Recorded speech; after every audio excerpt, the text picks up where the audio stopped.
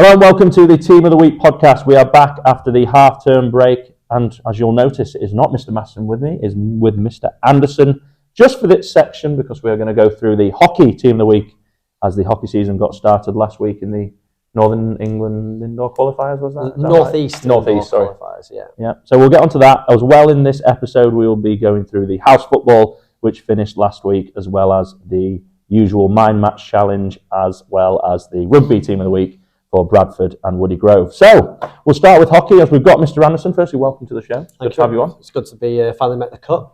I know it's a rigorous recruitment system, so to get involved is a real honour. We'll start then. Number one, you've gone for Ed Moran. Well, Team of the Week. Ed had a fantastic tournament at the Northeast round for the first team, and he's been picked this week because he made an absolutely excellent penalty stroke save. It was the first one he'd ever done in his career, he was saying, so he's very proud and very pleased with himself. Is that surprising for someone that's obviously 17, 18 years old now as a hocky player? Well, it's not something that you might have faced that often. Yeah. So there's that caveat there, but for him to pull it off in a competitive game on the indoor scene as well. Yeah. Is it sort of a different challenge indoors compared to your sort of normal outdoor fixture, or is there sort of different challenges that posed as a goalkeeper? Yeah, it's I mean the floor is different for starters, which might sound a little bit silly to a non-hockey player, but for a goalkeeper, your ability to come out and put pressure on the attacking team, the other attacking teams, it's quite important. It's a lot more aggressive style of goalkeeping, so there is differences, but yeah, his penalty stroke save was excellent and was very pleased with himself. And I know you've got an honourable mention as well to chuck in there. Yeah, I was umming and ahhing really, but Isaac Lotier as well played excellent for the under-14s. He's a real talented player and an excellent leader within his group as well. So yeah, the penalty stroke save, I think, just tips Ed. Nice. Yeah, so I'll put the Team of the Week on the screen for you now. So we've sort of made up the formation based on what an 11-a-side could potentially look like. So I've gone with Arush Pillai at right back. So why have you gone for Arush this week? Well, like we've said, all the games so far have been indoor, which isn't 11-a-side, but we wanted to get 11 players. Yeah, absolutely. So, but Arush played really, really well again. He's an excellent ball carrier, which is really important as a right back in indoor because it's quite an attacking position. Indoor can be quite backwards in some ways, with your forwards often being quite good at pressing, and your back players being a little bit more involved in the sort of creation of chances. And Arush is a really creative player, very composed on the ball, and he does things with purpose as well, so he makes things happen. He played very well. Well, I know him from his cricket as well. He seems a bit of a leader. Does he take on that role as well in the hockey? Yeah, he leads by example a lot as well. So I think the other lads look at him and see him play and sort of take inspiration from that a little bit as well. So yeah. Well done, Arush. That's well done. So Jonty next. Yeah, Jonty new to Quegs this year. Yeah. And he's slotted in straight away. He knows quite a few of the lads from playing at club, which has helped his integration. But he's really come in and tried to make a mark on his team really. It's under 14s, is it? Yeah, under 14s, and he's come in and really tried to be. Again, with those good leadership qualities, he's very vocal.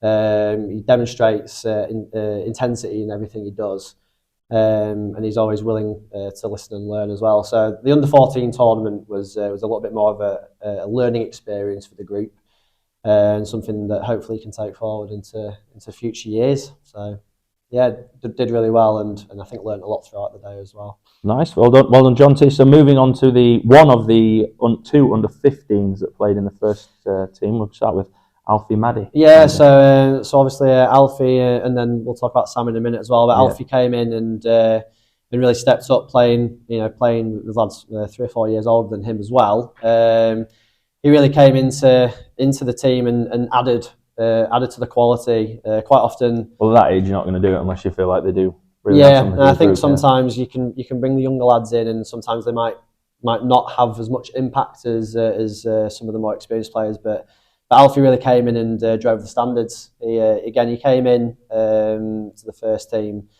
and as soon as he came on the pitch in the first game, the the intensity of the game really ramped up, and we were able to really win the ball much higher up the pitch and create a lot of good goal scoring opportunities. And didn't look out of place in that team at all. I feel like I'm just leaving you to all the talking, but Mr. Anderson was at every single tournament. I think I'm right in saying so. Dedicated professional, of course, and you're in best place, of course, to talk about everyone who was there. So moving on, I'm not surprised to see this name on the team sheet. Ben Blanchard, selected by yourself. Yes, again, same tournament for the first team. Ben's playing at a high level outside of school as well now, and I think he's starting to bring that level into his school play as well.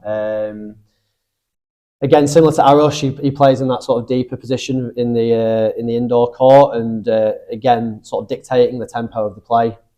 He was right on it from the very start, created some really good goal scoring opportunities, defended really resolutely, and was basically integral to most of our attacking play. I think he possibly had more minutes than anyone else as well, so it was a real physical effort from him throughout the day. And that's just testament to his character and the quality that he brings. Really. Yeah, absolutely. And I feel like they're sort of a duo that come together, because I remember doing social posts with them with Faris Khan as well, that he plays, I know, to a high level so as well. Again, Faris has been playing at the same level with Ben in the clubs, for Wakefield. Yeah. Faris playing in that sort of midfield spot, really, in the indoor court, which can be quite a frustrating task at times, because you tend to play two at the back, two up front, and one in the middle. It's almost like a five dice. And that sort of central player is key, really. You're playing a lot off the boards in indoor, so you've got to anticipate the angles, and then you're in really limited space. So your security on the ball is important, and your ability to organise people around you in the press as well, because obviously if you're out of position in there, then you're leaving huge gaps through the middle. Yeah, absolutely. And again, a massive physical shift as well from Faris. He hardly came off, so. Very similar to Ben. Really drove the standards, and it bodes well for next year, because both lads are year 12. Yeah, absolutely. And the next one, I'm not surprised he's picked, because I know that indoor hockey is, as you just mentioned, about the intensity of the game.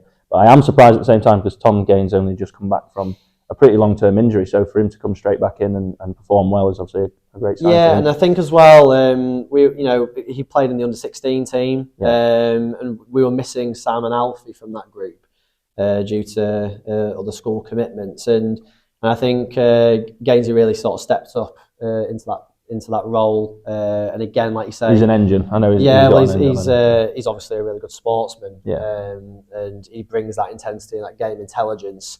Like you say, he's come back from an injury, so a little bit raw sometimes with technique, but the level of intensity he brings, and the sort of game understanding, and the way that he anticipates what's going to happen, it really sort of sets him apart in that respect. And it's a massive strength of his.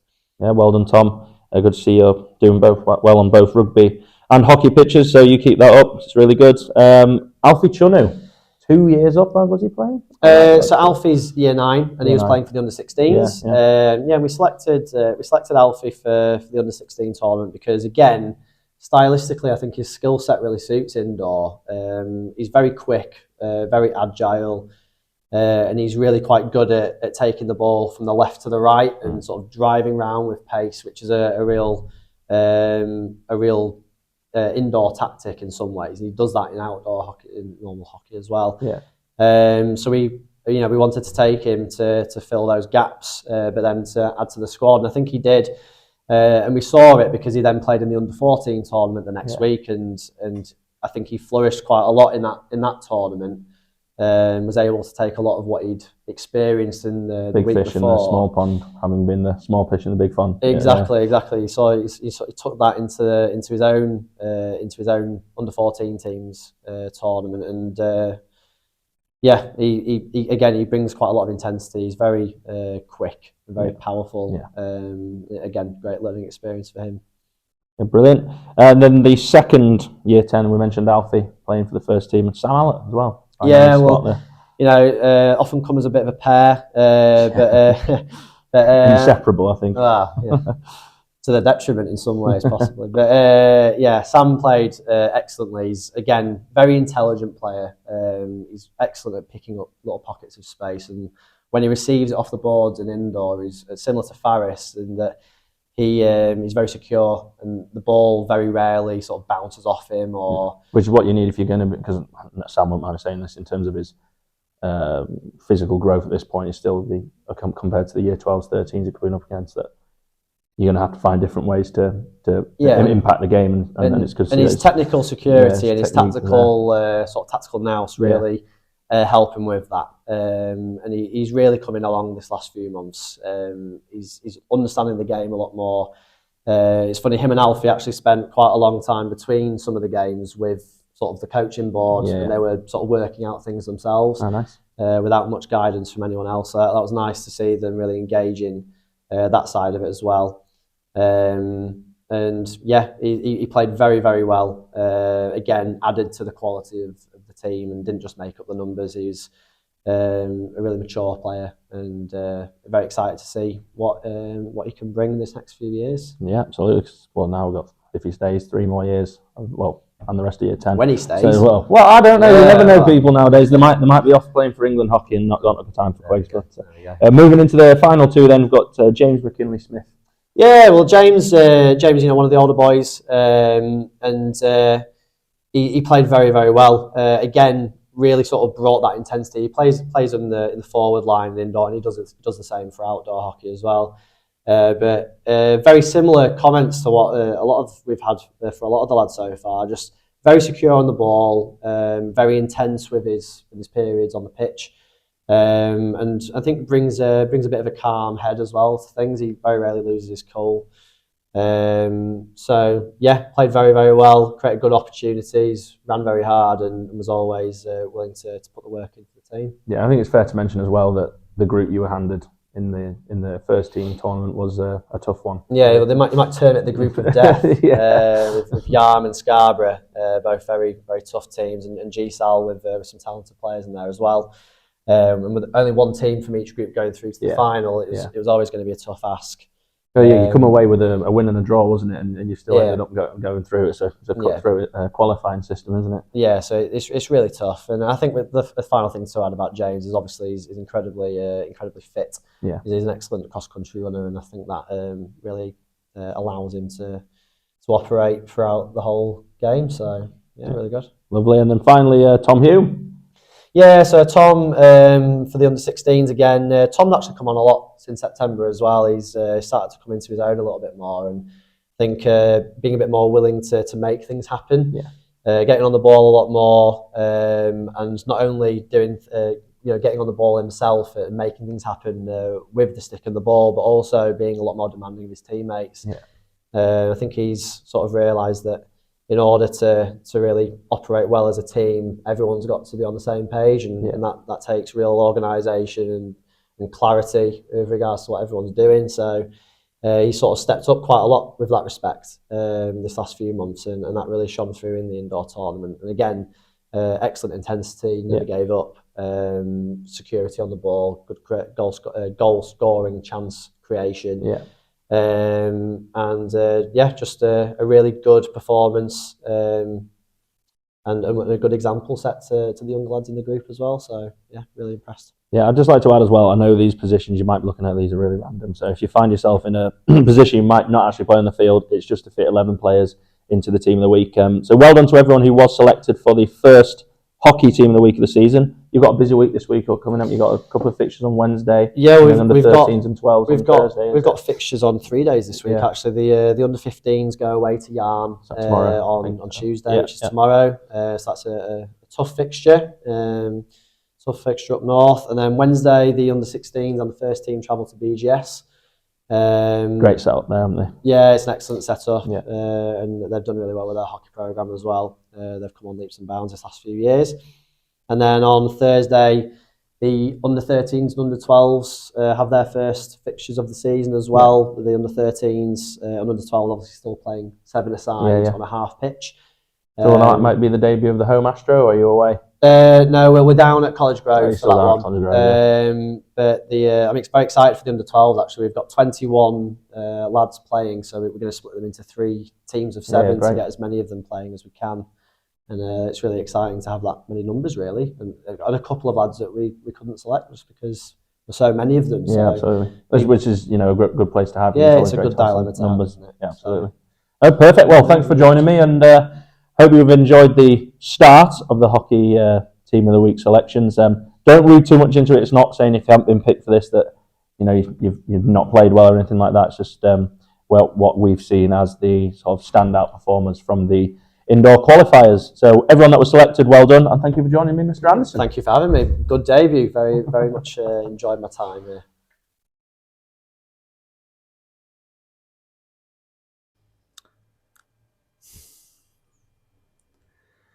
Right, so now that the rightful heir has returned, we can get down to business. Rugby. You were invited to join. I was busy. I was busy. So you chose, it's a choice, you chose something else before coming on here with Mr. Anderson. So Team of the Week podcast, rugby.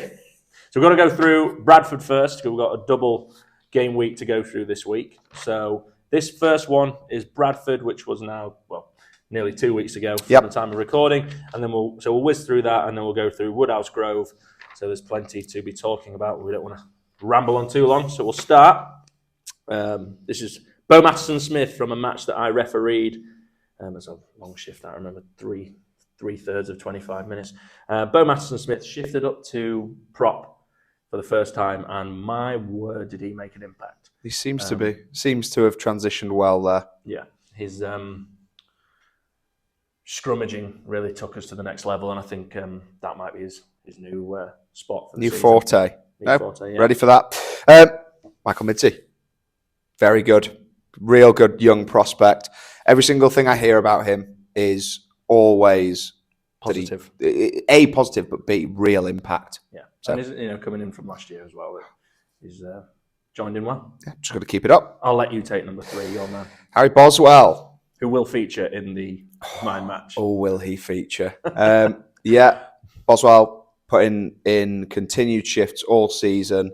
In a competitive front row, we have got options there now. He's continually staking a claim, putting in a real shift, controlling scrum well between him and Josh Timmins and Robin Stanley. That front row is looking really, really stable at the minute. So that's good. Yeah, and then we've got number 4, Angus Shelton. It's good to see that he's still playing. Absolutely. When I started here as a first second row, sort of stalwart second row, and picked on his work rate, which is not surprising. So well done, Angus, for getting in there for, I believe it was the development squad against Bradford. So well done, Angus. Emmanuel Richards, for me, again, in at second row. He's a real athlete, isn't he? Big physical specimen, quick, athletic, and obviously he's so multifaceted in terms of the things that he can do. He's a musician, he's academic, he's a good sportsman. So he does have to. He's one of these students who really has to balance their commitments in order to excel at every skill set that they have. Rolls back into the rugby team. It's like he'd never been away. Put in a real shift. Very, very dominant against BGS.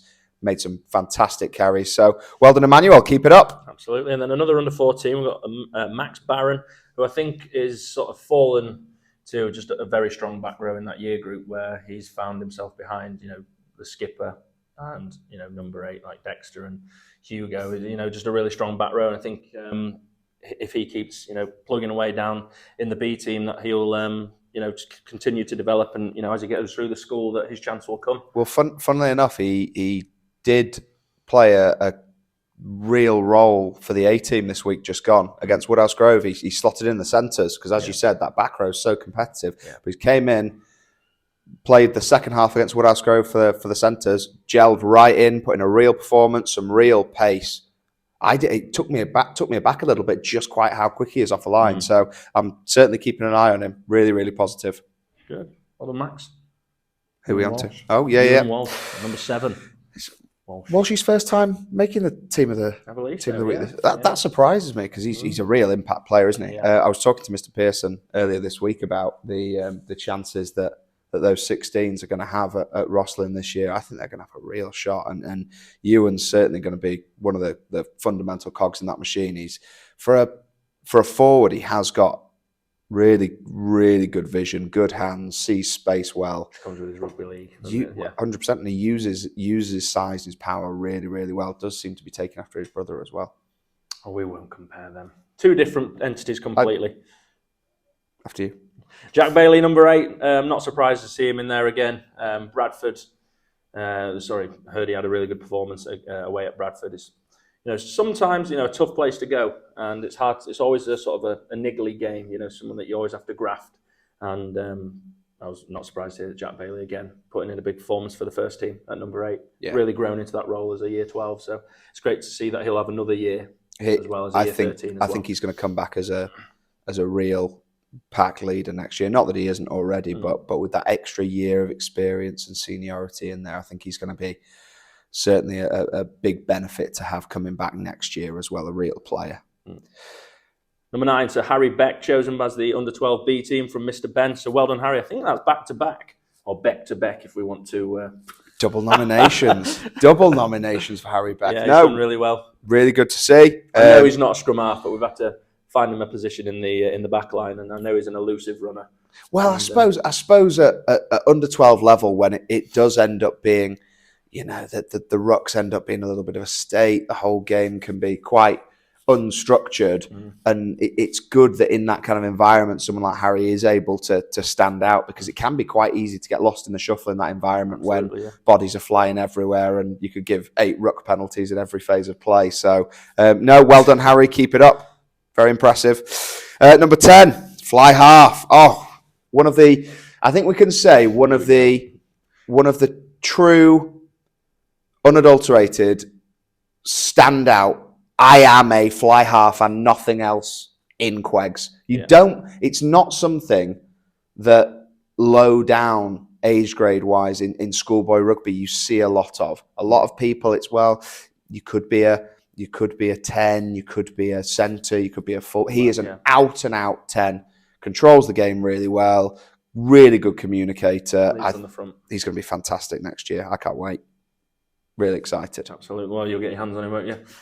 So well done, Rosie, at number 10. So we've got Sam McKenzie from the fixture against Bradford for the first team. Again, another year 12 who's sort of slotting in and finding his feet at, what would you call senior rugby? Obviously had a year of it last year, but at the top end of senior rugby, and he's continuing to flourish, which I'm not surprised. Yeah, shifted between centre and wing across this season. I think he's got value to add in both positions, doesn't he? Because he's a strong ball carrier, he's an elusive runner, does look to make his hits. Again, that league influence coming in. He's quick. Yeah, he is quick. Yeah. I remember in the staff versus boys relay last year. Still haven't let go. Well, don't need to. It was, you come into a final leg with a 10 metre handicap, and there's only so much damage you can do at that point. But yeah, he certainly held his own there, as he seems to be doing in the first team as well. So he just needs to keep it up. Don't see as much of Sam nowadays because he was obviously in my form for the last 2 years. So good to hear that he's still going well. Absolutely. Then we've got Mr. Fleetwood at number 12, a newbie on the block. I believe it's his first one in the Team of the Week, I'm right in saying. And he's taken really well to the year 7s, which are, it's a tough time to come in. You got people who have, gelled, established themselves, through the junior school, and he's come in, he's made an impact, and he's got himself in the Team of the Week from Mr. Lewis. So well done there. Cumbrian nomination, love to see it. Yeah, absolutely. Harry Creecraft, that'd be one of yours. Yeah, so we'll put him in the centre here, but actually he's selected on the wing. We thought, we need to sort of think, with the sort of shuffling around we've done in the under-15s, moving miles from tight end to 12. Standard transition. Yeah, we shifted Harry out to the wing because thought, he has got some pace. He's built that over the year, and he just took it really well against Bradford. He showed that when he's got that half a yard, he'll take it, and I think he got himself a couple of tries. It's definitely something to look out for, and how he sort of blossoms on the wing. Seems to be putting on a little bit of size as well. Julie in the kitchens was saying that there was mole eating too much food. Well, it was mole mariniere yesterday, the standard private school dish, and he was chowing down on that. So he's got some serious physicality to add to that. You were saying the other day, weren't you? Actually, that he's got some. He's quick. I know we're kind of following on from Sam McKenzie a couple ago where we're talking about pace, but for someone who was quite, I'm sure he won't mind me saying this, but a bit understated in terms of his acceleration, his gas last year. he seems to have gained a yard or two. So hopefully we can see that come into play when they go to Sedbergh in a couple of weeks' time. Yeah, that's for sure. So 14, James Matthews. That's another from your year group. Yeah, James is an interesting one. He's consistently putting a real shift in training. Works hard. Another one. I feel like a broken record here. And there's someone who always advocates that Queggs has no gas, no pace. He's pretty quick. He's pretty sharp. He puts himself about well. He's another one of these general sportsmen, good footballer. Yeah. And you can see that in the way that he plays rugby. He does see space well. He does attack. Part of the 14B team that are really doing well this year. Unbeaten. And I can't see anything realistically at present that's going to change that, fingers crossed. So long may it maintain. Let's not forget as well, I'm effectively operating as under 14's A and B coach. So that's double the wins for me right now. Life is good. Sure. And then finally, to round off the Bradford team of the week, we've got Preston Goodair at full-back. I think he's gone back-to-back as well. Great feat. Preston, I'm going to do it all year long. Barnard Castle, take 10s. Preston Goodair would pick from the base, filling in at 9 that day. Pick from the base, run sideways across the field, across about 3 blokes because he's that quick. And he just effectively go, is there a gap? No. Is there a gap? No. Is there a gap? Yes, there is. Half a gap. Gone. Really impressive. Good to see that he's still here. Turning up week after week. He's always close to these nominations, even when he's not getting put in, isn't he? Yeah. So well done, Preston. Can't beat consistency. Absolutely. That's the one. So that is the summary of the Bradford Grammar team of the week. And we will now be moving on to Woodhouse Grove. So like many of the players, we are too going back-to-back. So Woodhouse Grove, so this is the weekend just gone. Obviously an old stomping ground for you, but you had a home fixture, I believe. So I did quite get to. Yeah, didn't have to go back around Masterson Corner, which was a massive blessing. So we'll start again. Excuse me, Woodhouse Grove with Henry Giles again. He's in the team of the week. I know he's definitely been picked before. Mr. Everett's really impressed with him so far. Adds a real uniqueness to that under 13s because they do lack, as Mr. Everett wouldn't mind saying, is a bit of size, but he really puts himself about and brings some front football for the under 13s. By all accounts, the 13s were very much in the game, and doesn't reflect that. And it was the out and out side of some of the Grove lads that did for them in the end. But to go down to raw athleticism at this stage, as long as they're developing their rugby, as Henry certainly is, then that, as we find often to our detriment the other way around, size does even itself out as you move your way up the school. So as long as the lads are still focused and developing, keep demonstrating that attitude that Henry's showing, they're going to do well. Yeah, absolutely. And then hooker, Harris Ung. A bit like Harrison, well, exactly like the transition of Harrison Powell. Both were scrum halves at under 14s, under 15s. Well, Harrison moved to hooker, but a new position for him. And I think we found a space for Harris there at hooker. And, to stand out in the second team against Woodhouse Grove, who are not going to be any, easy team to play against, I think is a good start to his hooker career. Twickenham 9 to front row forward is a transition that you don't often see. No. But good to see. Number 3, Josh Timmons, one of mine. Line out leader. Organisation has been fantastic, as I mentioned when we talked about Harry Boswell for the previous week. He's putting his shots in. He's working. I think one of the key things that I've seen big progress from in terms of Timo in the last few weeks has been he was getting a little bit isolated in his carry. He's really dynamic and looking to carry the ball. But when you run into 3 people by yourself, it's going to be a bit of a struggle. But he's getting his pods together and he's controlling that really well and communicating with people around him. So good, Timo. Keep it up. Number 4, Charlie Rust. I'm going to do 2 in a row. Charlie Rust. Another of, like Harris, another of that current year 12 side, playing as part of the first team or year 12 cohort within the first team. He is a real presence. He carries himself with, as I'm sure Charlie wouldn't mind me saying, a kind of je ne sais quoi. Yeah, absolutely. There's a presence there. You know when Rusty's in the room, he does bring a certain intensity, an aggression, a physicality to the game, and I think that's really it's a useful dynamic to have. He's certainly in the conversations that I've seen him having with Mr. Cook, he's maturing fantastically well. He's very, very aware of the situations that he finds himself in. He's a leader, he's an organizer, and his mentality is everything that I think embodies what a Quegs rugby player needs to be. Don't think there's much better praise you can get from that. So well done, Charlie. Number 5, obviously, put an out of position. So again, as we know, we'll go through these week by week. We'll put you in random positions if we have to. Are you telling me that Will Heppelston isn't a second row born and bred? Well, about 4'2", I think he is. Is it? Really? I think he wouldn't mind me saying that he's not a second row. But yeah, selected for his performance against Woodhouse Grove. Really good skills. One thing I can never criticise about Will is his handling and his general skills around the pitch are always spot on.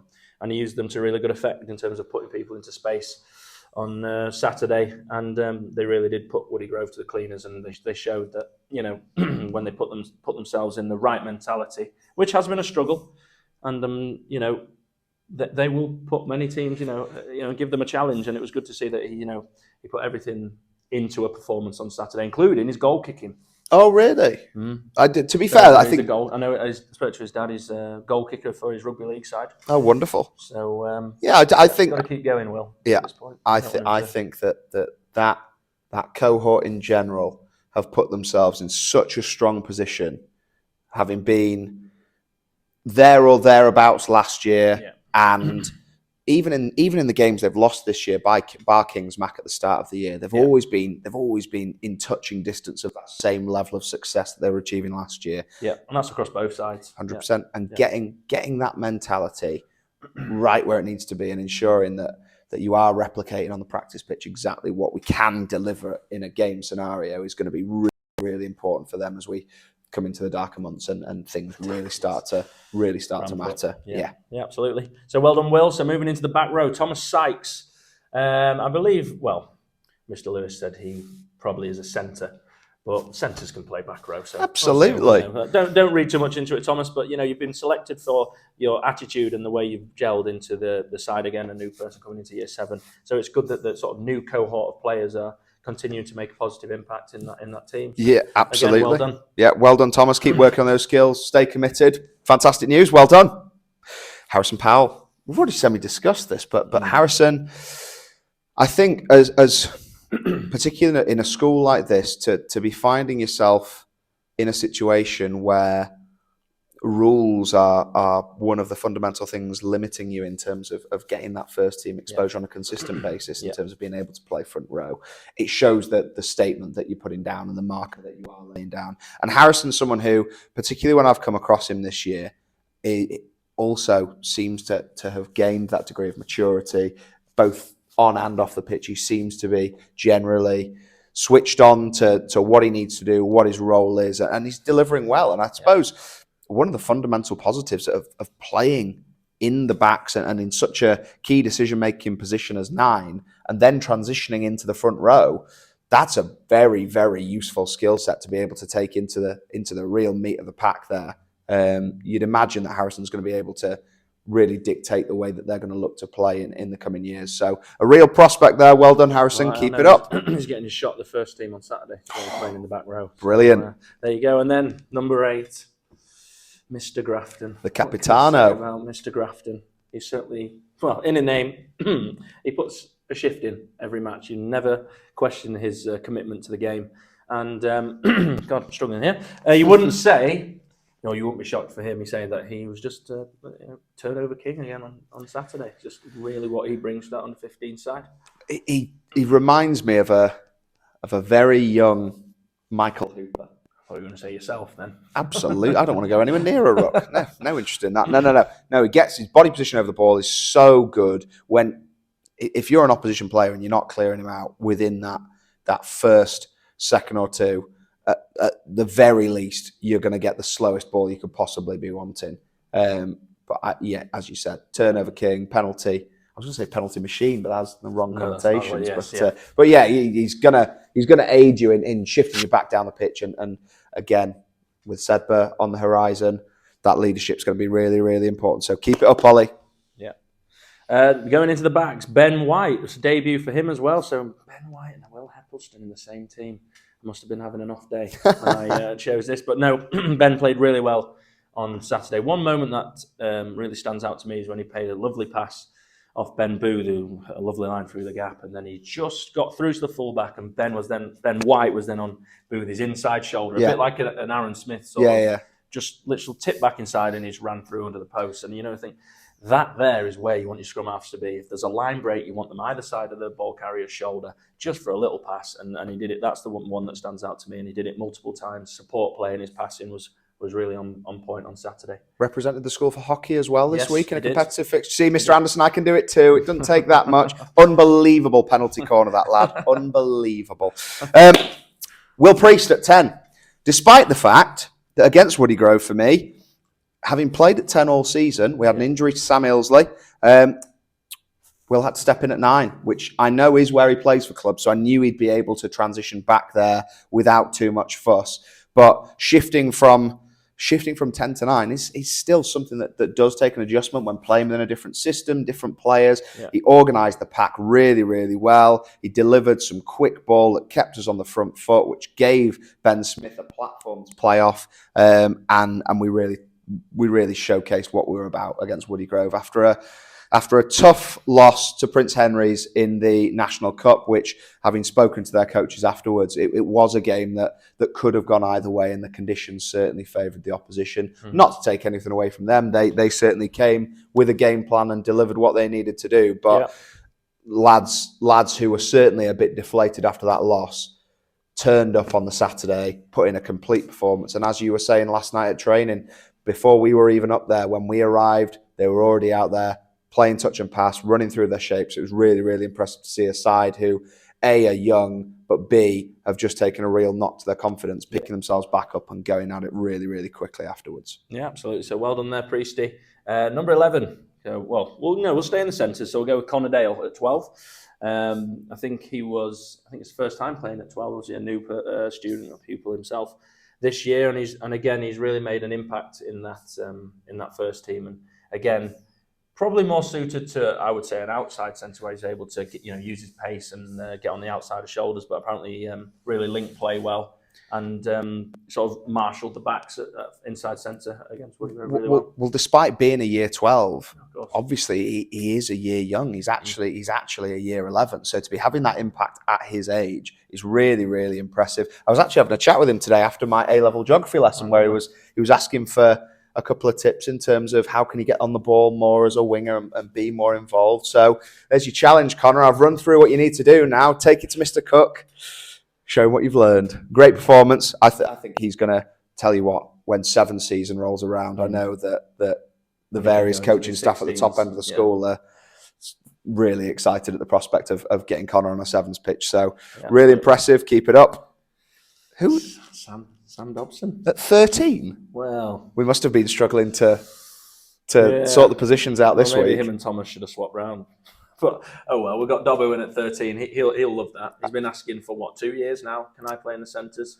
And one day. This is your one day, This is your one day, yeah. As you can expect, on a boggy field, when both teams at the end, you could hardly tell who was on whose side because the pitch was so dirty and muddy.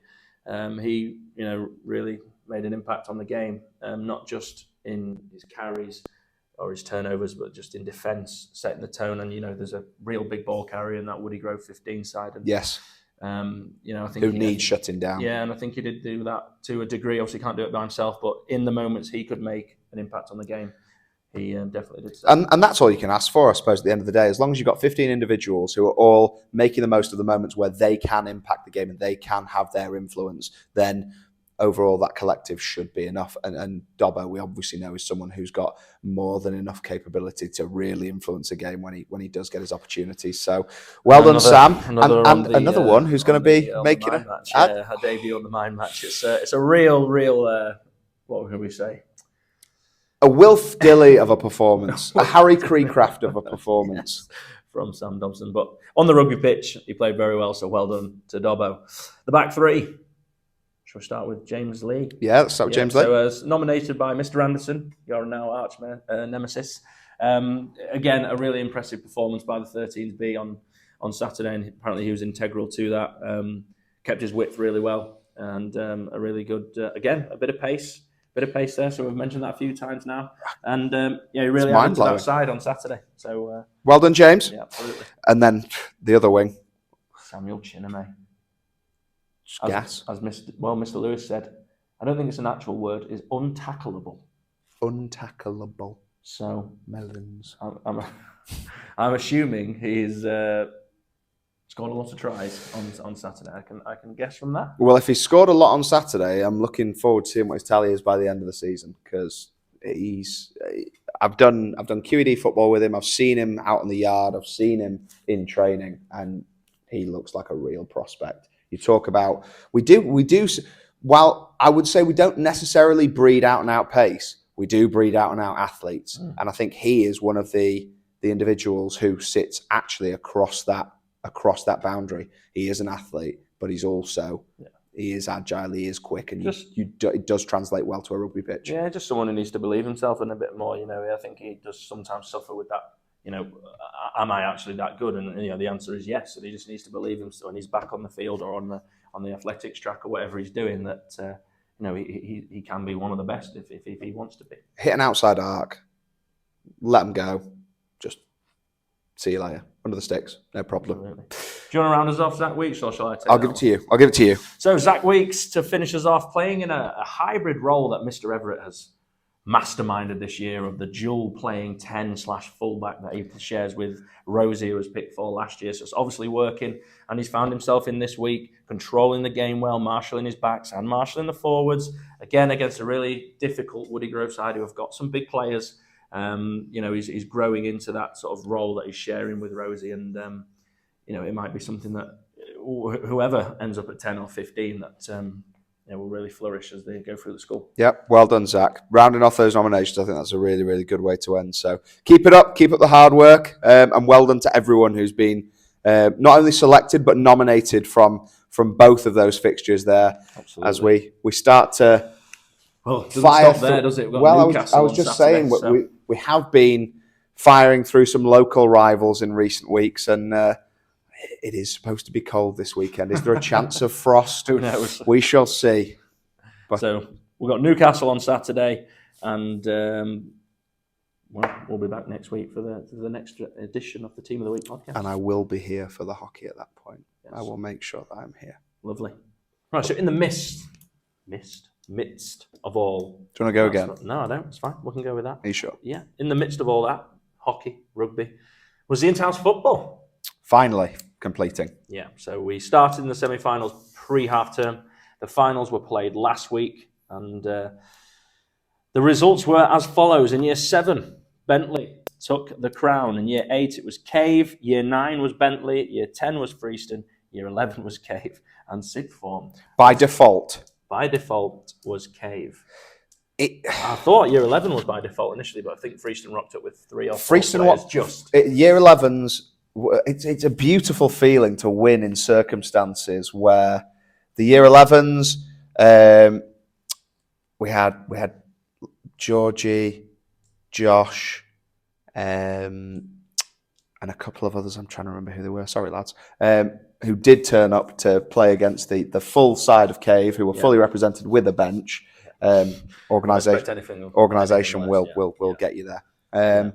And they fought really, really well, to be fair, Freeston. It was a close game, but in the end, the numbers did tell. The 7 men of Cave dominated the 4 men of Freeston.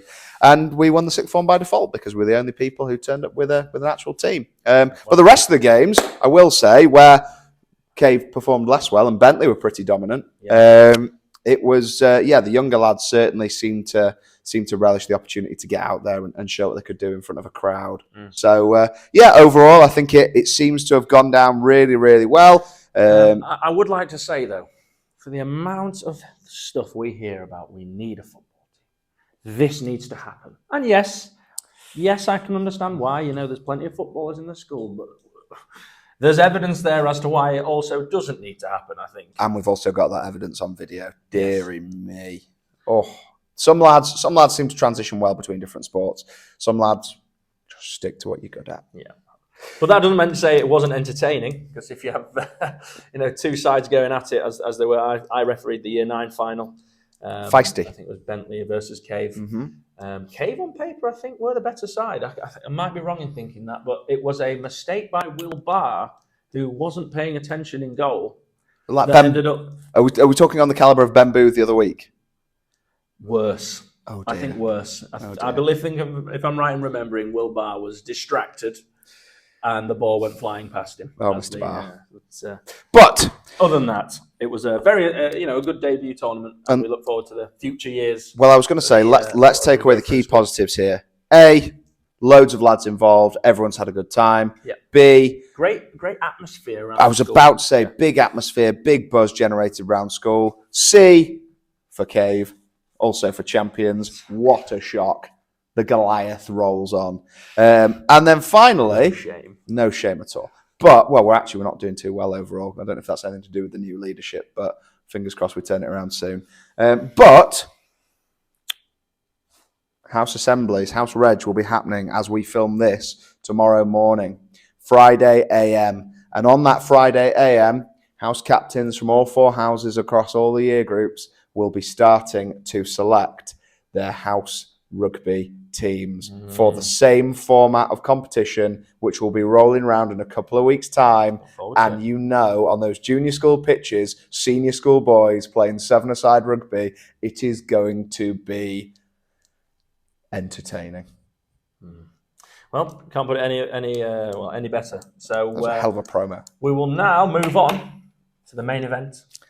What was only can be described as just pure gold. Come on, Mind Match. Entertainment gold. Come on, Mind Match. This is this week's edition of Mind Match. Mind Match. Animal, I don't know. Dan's favourite animal? Chia. Gary, quit it. You're gonna start a howl. I didn't start it.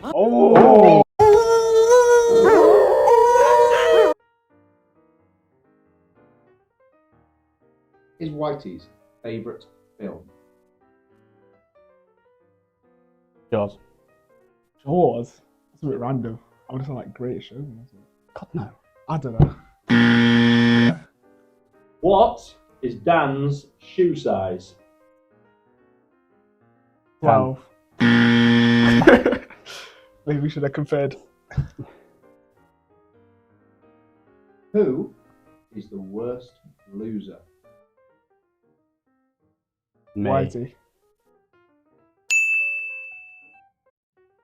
What is Dan's favourite time of year? Winter. Winter training. I like winter training.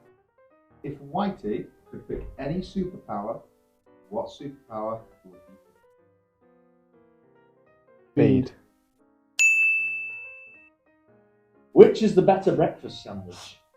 Bacon or sausage? Bacon.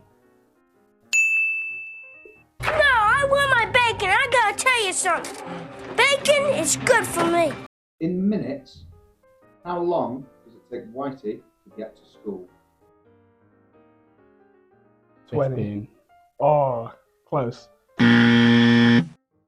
If Dan won the lottery, first thing he'd buy? A house. Car. But okay.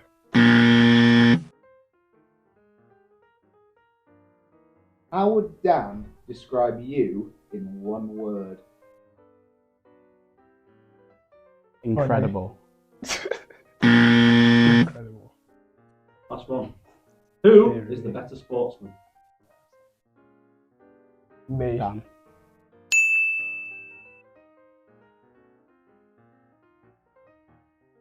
Because, they didn't properly revise. They didn't get their heads in the game. Get your head in the game. What is Boswell's favourite film?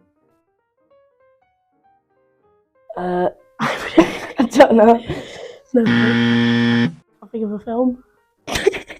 Oh. Shoe size. 8.5. Who is the worst loser? Boswell. What is your favourite time of year? Christmas. Boswell could pick any superpower. What superpower would he choose? Super strength. Which is the better breakfast sandwich? Bacon or sausage? Bacon. Sausage. Oh my god. Sausage. It is though. Bacon's just not right. Sausage. No, well, that You are a was direct sausage. at you, wasn't it? In minutes, how long does it take Harry to get to school? 20. Oh, that's so annoying. That's a difficult one. Changes. Sometimes 50. Depends on Harry traffic. won the lottery. First thing he'd buy. Car. House. This isn't fair. There's such simple answers that we. How would Harry describe you in one word? Funny. Finally, who is the better sportsman? Me. Taylor. I disagree.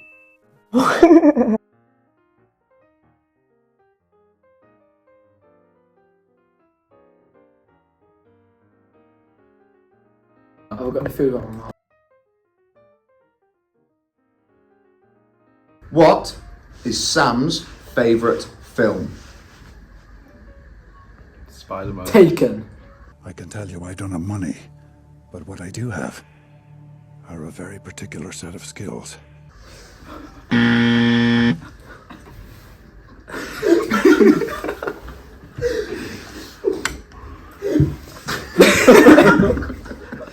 What is Miles's shoe size?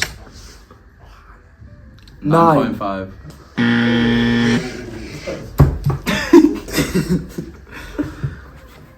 Who is the worst loser?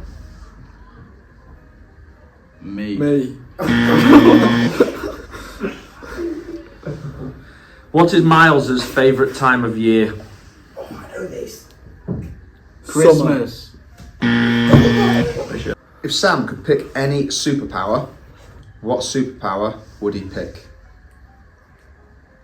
Super Speed. strength. My bad. Speed's boring. Which is the better breakfast sandwich? Bacon or sausage? Sausage. Oh. Oh my! Boswell and Dobbo will. In minutes, how long does it take Sam to get to school? 25. If Miles won the lottery, what was the first thing he'd buy? A car. How would Miles describe you in one word? Big. We've got some distractions in the crowd. Who, last question, is the better sportsman? Sam.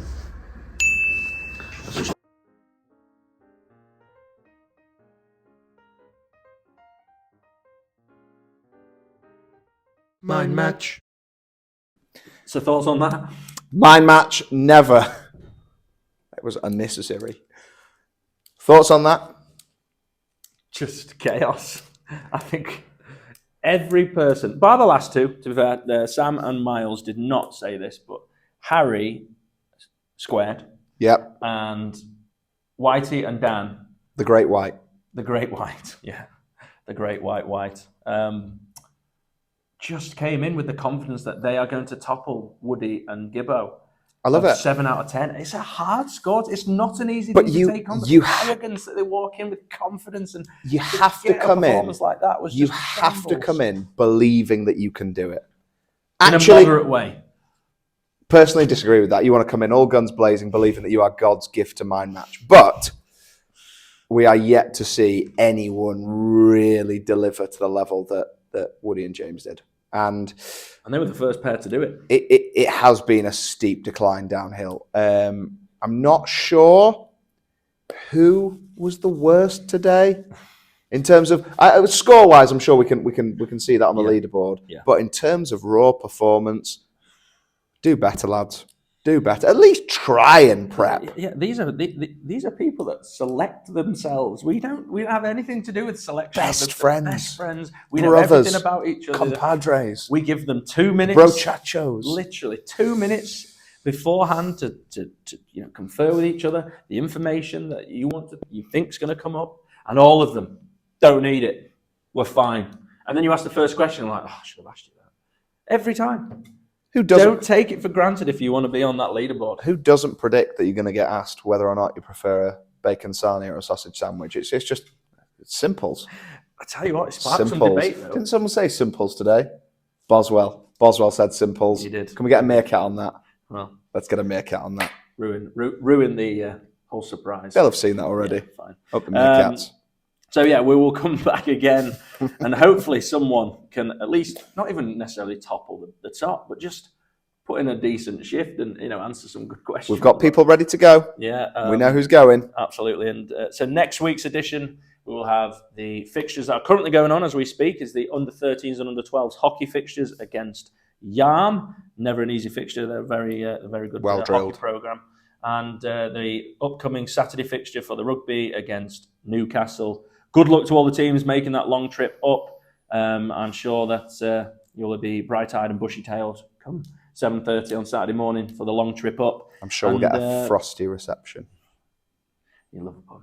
And then finally, we'll also be returning to the chaos that is now Mind Match. But I hope you've enjoyed this episode, and we'll see you all next time.